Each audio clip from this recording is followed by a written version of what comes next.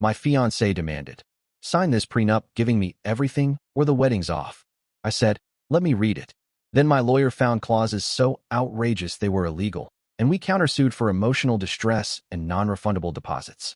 She got nothing but our legal bill. You know those moments where everything feels perfect, like your life is lining up exactly how it should? That's where I was. I had the job, the girl, and a wedding just a few months away. Everything felt like it was finally going right. My name is Michael. I'm 32 years old. I live in San Diego and work as a civil engineer. I met Lila 3 years ago, and things moved fast. She was funny, driven, and drop-dead gorgeous. Her world was completely different from mine: fashion events, designer brunches, her own blog with over 100,000 followers. Her family came from money, real money, but she never rubbed it in. At least, not at first. We were sitting on the couch in her condo, eating takeout Thai food and watching some reality show about rich people screaming at each other, when she suddenly muted the TV and said, "Oh, almost forgot. My parents had their lawyer draft a prenup. Super basic stuff. Just need you to sign it so we can finalize the venue contract." She said it so casually, like she was handing me a grocery list. I blinked. Wait, prenup? She nodded, smiling like this was totally normal. Yeah, babe. It's just a formality. Everyone in my family signs one. It's no big deal. I didn't say anything right away. I just stared at the manila envelope she pulled from her purse and laid on the coffee table. It felt so out of place next to the pad thai and spring rolls. I mean, yeah, sure, I said slowly. I didn't realize we were doing that. Lila leaned in, her voice light, but her eyes sharp. It's standard. It just protects what my family's built. Trusts, assets, inheritance. You get it. I nodded, even though I wasn't sure I did. Can I take it home? Read it over. Her smile dimmed. Michael, it's really straightforward. There's nothing shady in it, I promise. Still, I said, trying to keep my voice even, I'd like to actually read what I'm signing before I put my name on it. She pulled back slightly, crossing her arms. Well, okay. So now it's a trust issue. I sighed. It's not about trust. It's just normal, right? To read something before signing it. She said nothing for a second, then gave a tight little laugh. You know, I thought you were different. Thought you weren't one of those guys who freaks out the second money comes up. That stung. I ran a hand through my hair. I'm not freaking out. I'm being careful. She didn't answer. Instead, she turned back to the TV and unmuted it. The room suddenly filled with the shrill sound of someone throwing a martini glass. The next day, I sat on my bed and finally opened the document. It wasn't basic. It was over 30 pages long, filled with language I barely understood. But what I could understand made my stomach turn. If we divorced, even after decades, I'd walk away with nothing. No marital property, no support, not even reimbursement for shared expenses. There was a clause that said any gifts given during the marriage would still belong to Lila, including vehicles, vacations, and jewelry. Another clause said that if I ever missed a family holiday with her parents, it could be used as evidence of emotional neglect. I'm not making that up. And buried halfway through, a section saying that if we had children, full custody would automatically be assumed by her unless I could prove she was unfit. I sat back, stunned. This wasn't a prenup. It was a setup. That evening, I brought it up again. Lila, I read the agreement. It's kind of insane. She was painting her nails at the kitchen island, barely looking at me. It's only insane if you plan on divorcing me. I'm not planning to, I said carefully, but this feels less like protecting your family and more like cornering me. She blew on her nails and said nothing. You think we could go over it together? Maybe meet with someone neutral. Her head snapped up. Unbelievable. You're turning this into a thing. Why can't you just sign it? Why are you making this so hard? Because I'd seen what hard looked like. My parents' divorce nearly broke them. I wasn't going to blindly sign something that could ruin me if things went sideways. But she didn't see it that way. She stared at me like I just confessed to cheating. And then, with a cool smile, she said, if you don't trust me now, what's the point of even getting married? That's when I realized this wasn't a casual formality. It was a test. And I had just failed. I didn't sleep that night. I kept staring at the ceiling, hearing Lila's voice in my head. If you don't trust me now, what's the point of even getting married? It would have been easier to just sign the damn thing. But something about that document, it didn't sit right.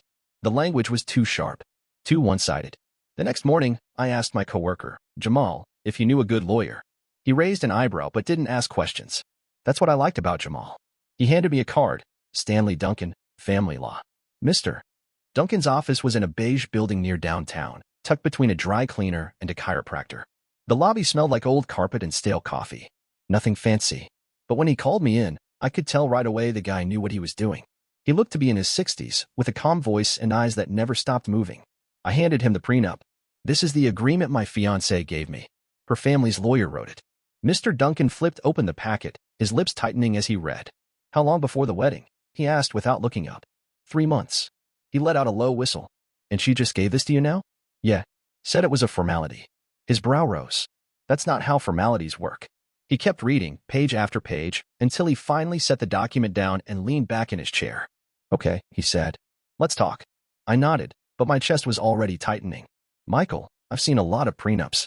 Most of them are meant to protect family wealth, business interests, that sort of thing. This. He tapped the cover with his index finger. This is a loaded gun pointed straight at you. My mouth went dry. Let me guess. Her family's wealthy. Old money. Yeah. She's a fashion blogger, but it's mostly funded by them. Then this agreement is their way of keeping you out of every possible corner of their world. Which, fine, they're allowed to protect what's theirs. But there are clauses in here that aren't just unfair, they're manipulative.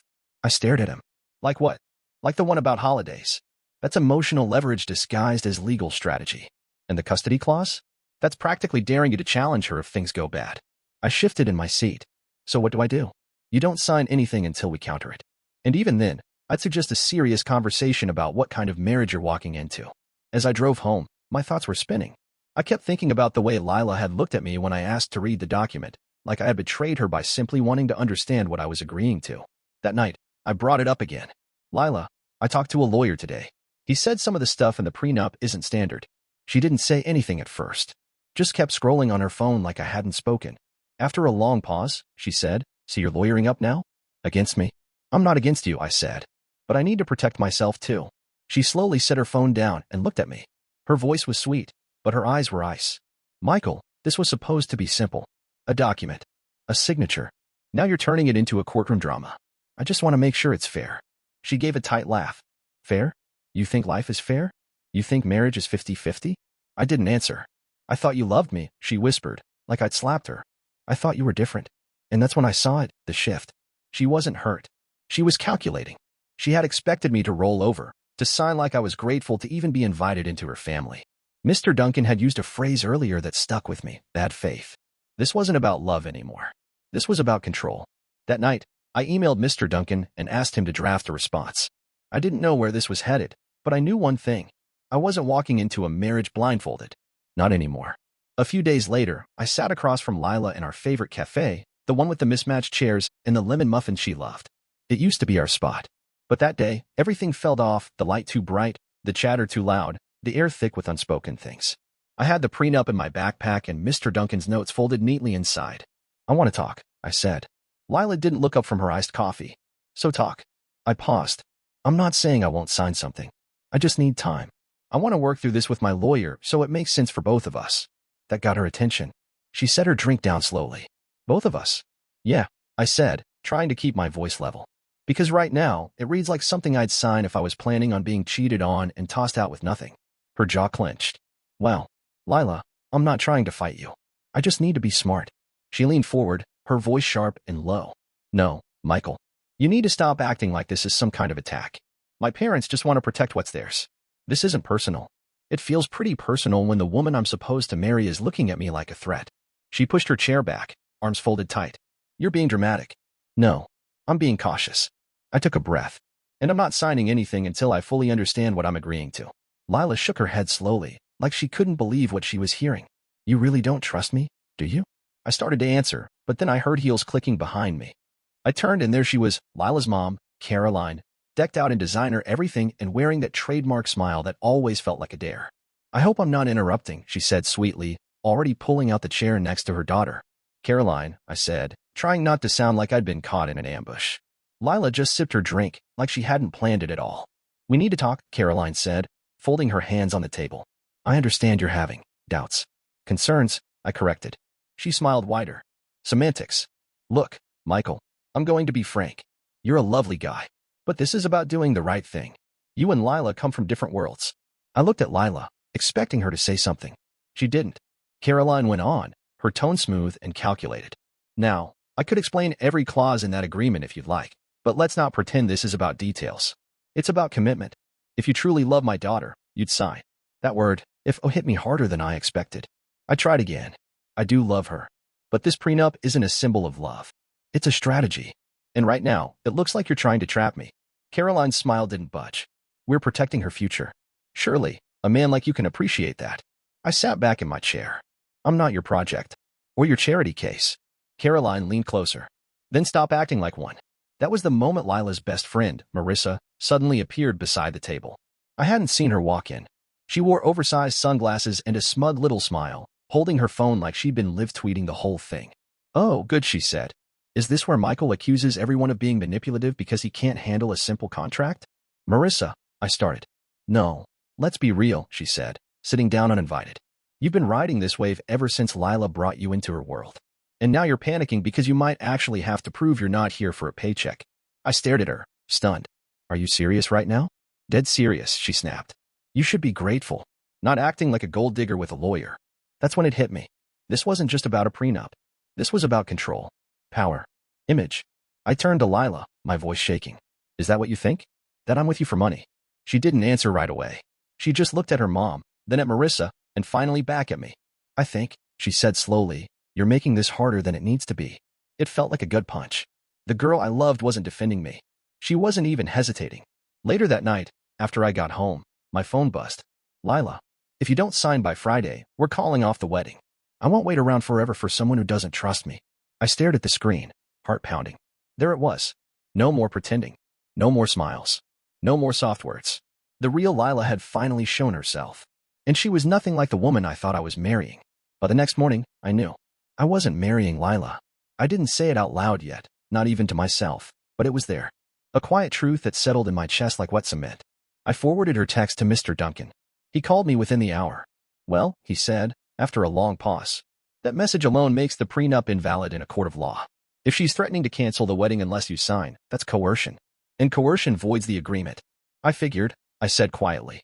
Mr. Duncan didn't try to sugarcoat things. That's what I appreciated most about him. "Michael, you're not just dealing with a one-sided prenup. You're dealing with a coordinated manipulation campaign. These people see you as a transaction, not a partner." I sighed. What now? We go on offense. At first, I wasn't sure what that meant, but Mr. Duncan explained it in terms I couldn't ignore. "You spent thousands on non-refundable deposits, venue, catering, invitations, floral design. If she walks, she walks. But that doesn't mean you have to eat the costs. Especially not if this whole thing was built on bad faith." So we started documenting. Texts, emails, contracts, bank statements. Anything that showed the money trail. I dug through my inbox and found every payment confirmation. The $10,000 for the reception hall. The $3,000 for the dress boutique. Even a deposit on the honeymoon villa in Bali. All of it had come from me. And I had proof. That same afternoon, I met with Mr. Duncan in his office. We sat at his long wooden table with my laptop open, scrolling through receipts. He tapped the screen with his pen. "There," he said. "This email from the venue? That's gold." It was a confirmation receipt for a $10,000 payment, under my name, but sent to Lila's email. Below it was her reply. "Thanks. Can you make sure all future updates go to me instead of Michael?" Mr. Duncan looked at me over his glasses. "She was already cutting you out. Controlling the communication. That's evidence of premeditated exclusion." "Jesus," I muttered. "I didn't even notice. Most people wouldn't. That's how people like this operate." That night, as I sat at home sorting through files, my phone rang. It was an unknown number. I let it go to voicemail. Then it rang again. This time I picked up. "Michael Turner?" a deep male voice asked. "Yes. This is Alan Roth. I'm legal counsel for the Briarwood Country Club." I straightened in my seat. "Okay. I'm calling to inform you that we received a communication from Ms. Lila Chapman's mother, stating that the financial responsibility for the venue contract would be transferred from your name to the Chapman family. Is that correct?" My mouth went dry. "No, that is absolutely not correct." There was a pause. "We suspected as much. Unfortunately, they attempted to claim your deposit refund as well." I almost laughed. "You've got to be kidding me." "No, sir. But thank you for confirming. We'll freeze the account and await proper documentation." I hung up, heart pounding. I forwarded the call details to Mr. Duncan, who texted back immediately. "That's theft, plain and simple." "Good. Let them keep going." 2 days later, I filed a formal lawsuit. Claim: reimbursement of all non-refundable wedding deposits, plus emotional damages for undue stress, manipulation, and attempted fraud. Mr. Duncan served the papers personally. Lila and her family were officially on notice. The retaliation started immediately. Lila's mom left me a voicemail that sounded like it belonged in a courtroom drama. "This is outrageous, Michael. You have no idea what kind of damage you're doing. Think long and hard before you go through with this. We will not sit back and be extorted. Then came the text from Lila. Lila, you really want this to get ugly? Lila, I tried to give you a chance. You're making a huge mistake. Lila, you'll regret this. Trust me. I didn't answer any of them. Instead, I kept documenting every threat, every shift in tone, every attempt to flip the narrative. By the weekend, the Chapmans had gone silent. I wasn't sure if it was strategy or shock, but I didn't care. For the first time in weeks, I didn't feel scared, or ashamed, or unsure. I felt ready to face whatever came next, because I finally understood what had been happening all along. They never saw me as family. I was just an investment. And now, they were about to learn what happens when the investment fights back. It started with an Instagram post. A picture of Lila in a white silk robe, holding a glass of champagne with her bridesmaids. The caption read, "Not every love story has a happy ending, but I'll always rise gracefully. Hashtag strength, hashtag healing, hashtag new beginnings." She had tagged the venue, the florist, even the caterer. But not me. Not a single mention of how the wedding had fallen apart. Or why. Just vague heartbreak, curated perfectly for likes. I knew what she was doing. Playing the victim. By noon, there were already comments pouring in. "You deserve better, girl." He didn't know what he had. Men are trash. I closed the app and tossed my phone across the room. It wasn't just insulting. It was calculated. She wanted sympathy. She wanted people to think I was the one who bailed on her. That I'd abandoned her days before the wedding. But I didn't flinch. I had something she didn't. The truth. Mr. Duncan and I met the next morning in his office. He had already seen the post. "She's framing this like you ghosted her," he said, scrolling through the comments. "It's spin. But it's weak. Because guess what we have?" I looked up from my coffee. "The damn receipts," he said, tossing a printed email on the table.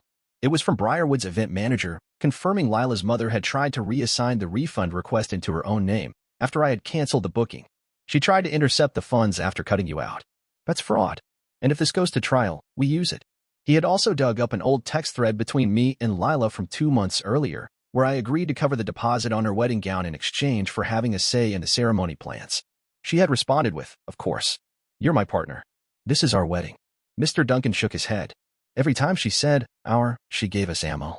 And now she's rewriting history with hashtags. The story was starting to spread.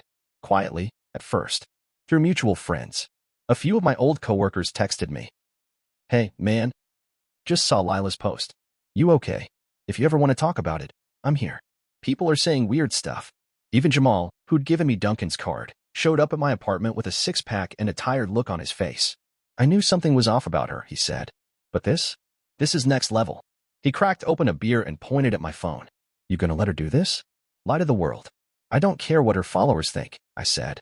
But part of me did. Maybe not about the likes or comments, but about the silence. About people assuming I'd walked away from the woman I was supposed to marry for no reason. The next day, I went to Mr. Duncan's office again. "I want to go public," I told him. He nodded, not surprised. "We won't start with press. We start with facts." We built a timeline. Printed screenshots. Deposits. The original prenup. The email from the venue manager. A copy of the text where Lila told me, "If you don't sign, there's no wedding." It was airtight. I didn't post it myself, but I knew someone who would. My cousin Rebecca had a modest but engaged following on Twitter. She was a wedding photographer and had done some styled shoots with Lila in the past. She knew the industry, and she didn't like being lied to. So she tweeted, "Imagine working on a wedding for months, paying tens of thousands in deposits, only for the bride and her family to cut you out and try to steal your refunds. And then go online and say they were left heartbroken." She didn't name names. But she didn't need to. People started piecing it together in the comments. Screenshots spread like wildfire.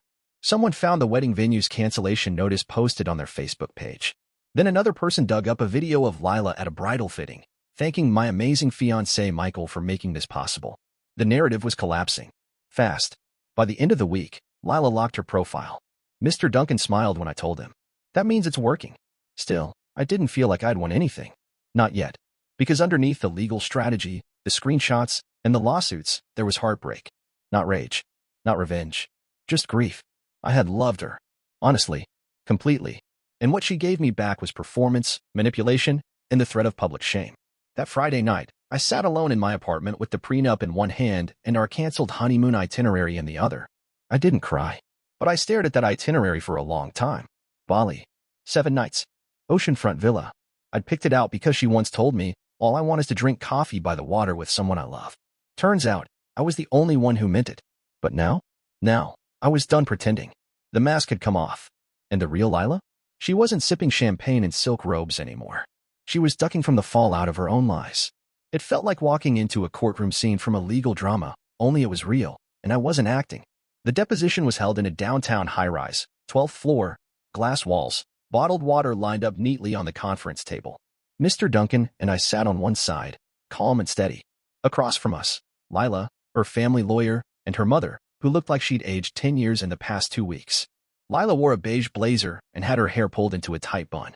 No smile, no greeting, just cold eyes and clenched fists. She didn't look like the girl I had planned a life with. The court reporter began setting up while Mr. Duncan leaned toward me and whispered, "Just stay quiet and listen. Her answers will speak louder than anything we say." I nodded. The deposition began with routine background questions: name, address, date of engagement. Lila answered mechanically, as if reciting facts off a teleprompter. Then Mr. Duncan leaned forward, flipping through a thin stack of documents. He started slow. "Ms. Chapman, did you and Mr. Turner discuss marriage as a shared financial and emotional partnership?" "Yes." "Did you accept financial assistance from Mr. Turner during the wedding planning process?" She hesitated. "Yes." "Including deposits for venue, dress, catering, and honeymoon travel?" "Yes." "Did you inform him ahead of time that a prenuptial agreement would be required?" She glanced at her lawyer, who gave her a barely perceptible nod. "No. I didn't mention it until after most of the deposits were made." Mr. Duncan didn't react. He just flipped to the next page.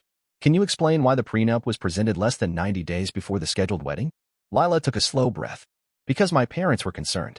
They just wanted to protect what's ours." "Ours? I mean, mine. Right." Mr. Duncan paused, then moved on. "Miss Chapman, did you, at any point, threaten to cancel the wedding if Mr. Turner didn't sign the prenup?" Her face tightened. "I may have said something like that, but it wasn't meant as a threat. It was emotional." He turned to the court reporter. "Can you read back the previous answer?" She read it back verbatim. Mr. Duncan nodded. "Let the record show the witness has confirmed she issued a marriage ultimatum tied directly to the signing of a legal contract." Lila's lawyer shifted in his chair, clearly uneasy. Her mother scribbled something frantically on a yellow legal pad. Mr. Duncan leaned in just a bit more. "Miss Chapman, were you aware your mother attempted to claim refunds from the venue under your fiancé's name?" Lila blinked. "What? We have an email," Mr. Duncan said, sliding it across the table. Lila read it. Her face flushed. I didn't know she did that. But you did instruct the venue to direct all communications to you instead of Mr. Turner. Correct?" "Yes, but that wasn't." She paused, struggling for words. "That wasn't about excluding him. It was just easier that way." "Easier for whom?" She didn't answer. Mr. Duncan let the silence stretch before continuing. "Let's talk about the prenup itself." He tapped the document. "This clause here states that in the event of divorce, Mr. Turner is entitled to zero marital property, regardless of duration of marriage or contribution to household income. Is that correct?" "Yes." "And this clause here gives you sole custody of any future children unless Mr. Turner proves you unfit. Is that also correct?" "Yes." He let that sit for a beat. "Why would you agree to such an extreme clause?" Lila looked down at her lap. "Because I deserve protection. I was raised that way." "Protection from what, exactly?" She looked up, something flashing in her eyes. "Anger, ego, exhaustion. From people who think they're entitled to things just because they paid for them." The room went dead silent. Mr. Duncan didn't flinch. "So you believe Mr. Turner's financial contributions entitle him to what, exactly?" "To control," she snapped. "And I wasn't going to be someone's charity case." I couldn't stay quiet anymore. I sat forward, my voice low. "I never treated you like a charity case, Lila." She turned to me, eyes wide. I kept going. "I gave you what I had because I loved you, because I wanted a future with you. And you turned around and treated me like a line item in a spreadsheet." Her lips parted like she wanted to speak, but nothing came out. Mr. Duncan cleared his throat. "No further questions at this time." Lila's lawyer leaned forward, voice tight. "I believe we need to take a break." "Of course," Mr. Duncan said with a polite smile. "Take all the time you need."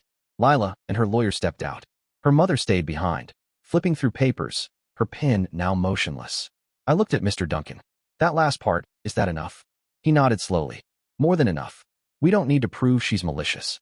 Just that she was acting in her own interest at your expense, and not disclosing it until the pressure was on." Outside, I could see Lila pacing through the glass wall of the hallway. Her arms moved sharply. Her lawyer's face looked grim. I thought I'd feel some kind of victory, but instead, I just felt sad, because I had wanted to believe in her. Even now, a small part of me still did. But that was the part of me that kept getting used. And in this room, under oath, on the record, She finally said the quiet part out loud. She thought she was entitled. Entitled to the money, the image, the future, but never to accountability. That deposition was the turning point. Not just in the legal case, but in me. Because hearing her own words laid bare like that, that's when I finally let go of the idea that she was someone I could ever go back to. And the man who walked out of that room, he wasn't broken. He was clear. The mediation took place in a sleek conference room inside a private law firm downtown. No cameras, no reporters, no drama. Just a long oval table, legal pads, and tension so thick it felt like it could crack glass. On one side sat Mr. Duncan and me. On the other, Lila, her lawyer, and, uninvited but ever-present, her mother, Caroline. She wore her usual crisp blazer and tight-lipped expression, like this was a board meeting instead of the unraveling of her daughter's relationship. The mediator, a retired judge named Helen McCarty, walked in with a folder and a tired smile. She was short, efficient, and didn't bother with small talk. "Let's get started," she said, sliding into her seat. "Mr. Turner, Miss Chapman, thank you for agreeing to meet. I've reviewed all submitted materials, including the disputed prenuptial agreement, the wedding deposits, and the evidence of attempted refund reallocation." Lila didn't look at me, just kept her eyes on the table. Judge McCarty continued, calm and clipped. "I'd like to begin by reviewing the contents of the proposed prenup, particularly the sections that have raised concern." She opened the file and began reading, her neutral voice stripping the clauses of all the gloss Lila's lawyer had tried to paint over them. Section 4C. In the event of divorce, Party B, i.e., Mr. Turner, forfeits any claim to marital property, regardless of duration of marriage. Flip. Section 7A. Any and all physical property, including vehicles, gifts, vacations, and shared residence, shall remain in Party A's name, unless otherwise specified in writing prior to marriage. Flip. Section 11B.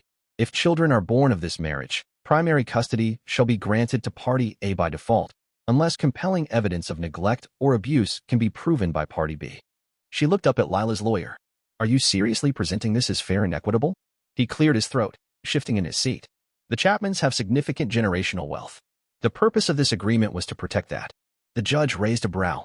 "Then why not a separate family trust? Why saddle the marriage with weaponized clauses?" Silence. I glanced at Lila. She was biting the inside of her cheek, her jaw tight. Judge McCarty closed the file. "Let me be very clear. I have mediated hundreds of cases, and I rarely say this. This document was not drafted in good faith. It was meant to intimidate, not protect. If this ever saw a courtroom, it wouldn't survive 5 minutes under scrutiny." Caroline opened her mouth, but the judge cut her off. "Ma'am, unless you're counsel, I suggest you stay quiet." Caroline sat back, seething. The judge turned to me. "Mr. Turner, your claim seeks recovery of non-refundable wedding expenses, damages for emotional distress, and legal fees. Are you still pursuing all three?" "Yes," I said. "Every cent." She nodded and turned to Lila's side. "You have two options: settle now, or we proceed with litigation. If you go to court, your client's public reputation and your family's name will take a significant hit, especially with the documented attempts to reassign refunds behind Mr. Turner's back." Lila's lawyer leaned in to whisper. Caroline glared at me like I'd spat in her wine. Lila sat still, arms crossed, her face unreadable. After a tense moment, her lawyer spoke. "We're prepared to settle." "Let's hear it," Judge McCarty said, pen in hand. Lila's lawyer cleared his throat. "Our offer: full reimbursement of Mr. Turner's deposits, payment of his legal fees, and a nominal amount for personal distress." I looked at Mr. Duncan. He gave a subtle nod. "One more condition," I said. "Payment will come from the Chapman family, not Lila personally." Lila's head snapped toward me, her mouth parting like she wanted to argue. I didn't give her the chance. "You used me," I said calmly. "You turned our wedding into a financial ambush. I don't want a dime from you. I want it from the people who trained you to see love as leverage." Caroline scoffed. "This is absurd." Judge McCarty turned to her. "Ma'am, one more outburst and I'll have you removed." Caroline fell silent, but her glare could have peeled paint. "Very well," said the mediator. "We'll amend the agreement accordingly." A formal document was drafted on the spot, outlining the settlement: reimbursement of all documented wedding-related expenses, totaling just over $38,000, compensation for emotional distress, agreed at $12,000, and full coverage of legal fees, $9,600. Caroline Chapman would co-sign the payment agreement as guarantor. When it came time to sign, Lila hesitated. Her hand trembled slightly as she picked up the pen. "I never wanted it to go like this," she said, not looking at me. I didn't answer. She signed. Then Caroline did, her signature sharp and angry like she was carving it into the page. Judge McCarty gathered the forms and stood. This mediation is officially closed. I suggest everyone take a long breath and think about how we got here. We stood slowly. Lila finally looked up at me. Her eyes were glossy, but no tears fell. You're not who I thought you were, she said softly. I gave her a small nod. Yeah, turns out you weren't either. Mr. Duncan and I walked out into the sunlit lobby. Good work, he said, sliding the signed documents into his briefcase. I exhaled, my first deep breath in weeks. It was done. Not just the legal part. The emotional tether. The lies. The hope. I didn't just win a settlement. I walked away with my dignity intact and the truth finally out in the open. The next morning, I woke up to quiet. Not just the kind of quiet where your phone isn't buzzing or emails aren't screaming for attention, but a real quiet. A peace I hadn't felt in months. I lay there for a while, just staring at the ceiling. It was strange how normal everything felt after something that big. No confetti. No marching band. Just stillness and me. Later that day, I pulled out the settlement papers and the original prenup from the bottom drawer of my desk. I skimmed through them one last time, not out of anger or sadness, just reflection. This stuff used to make my stomach turn. Now it just looked like what it was, paper. Cold, precise, and powerless over me now. I grabbed a manila envelope, packed everything inside, sealed it, and labeled it in black marker, closed chapter. Then I tucked it away on a top shelf, behind an old box of winter gear I never wore. Out of sight, out of reach. That weekend, I booked a solo trip to Colorado. I'd always wanted to go real mountains, air that smelled like pine, no traffic noise, no wedding venues, no legal threats. Just space. Time. Quiet. 2 days later, I was standing on the edge of a trail in Estes Park, wrapped in a hoodie, sipping hot coffee, and watching the fog lift off the peaks. No one knew where I was. And for the first time, that didn't feel like loneliness. It felt like freedom. I hiked. I read. I sat by a fire pit for hours with nothing but my thoughts and the rustle of wind through trees. And for once, those thoughts weren't racing or bitter or stuck on why. They just were. One night, I sat at the edge of a quiet lake, phone in hand. I opened Instagram. Lila's profile was still private. Her bio had changed. It now read, healing, rebuilding, boundaries. I snorted. Scrolling through her recent posts, I saw nothing directly about me. Just a stream of vague captions. Sometimes losing everything brings clarity. People show their true colors when you stop giving them what they want. Her followers ate it up. So proud of you, babe. Men don't deserve us. Keep shining. I didn't comment. I didn't like. I didn't care. Whatever mask she wanted to wear now was her business, not mine. I closed the app, deleted it from my phone, and tossed the device back into my backpack. Back home a week later, life didn't feel dramatically different. I still had my job, my apartment, my routine, but everything felt lighter. I saw Jamal for lunch, and he gave me a fist bump the second I sat down. You good? He asked. I nodded. Yeah, I really am. He grinned. Proud of you, man. A lot of people would have signed that prenup just to avoid the drama. I shrugged. Yeah, well, I've had enough of people calling their abuse drama. After lunch, I passed by the old venue on my drive home. They were setting up for another wedding. White tents, string lights, staff moving tables around. I didn't feel a thing. Not regret, not anger, just observation. She wasn't my path, and maybe she never was. That night, I sat on my balcony, beer in hand, music low. The sky was clear. For the first time in what felt like forever, I felt grounded. This whole thing had nearly wrecked me, not just financially, but emotionally. But I'd stood up for myself. I'd drawn a line in the sand and said, no more. And that mattered. That meant something. So now here I am, 32, not married, not heartbroken, just free, and proud of that. Because no matter what anyone says, no matter what Lila spins, no matter how many followers comment on her curated captions, I know the truth. I didn't lose anything. I walked away with everything that mattered.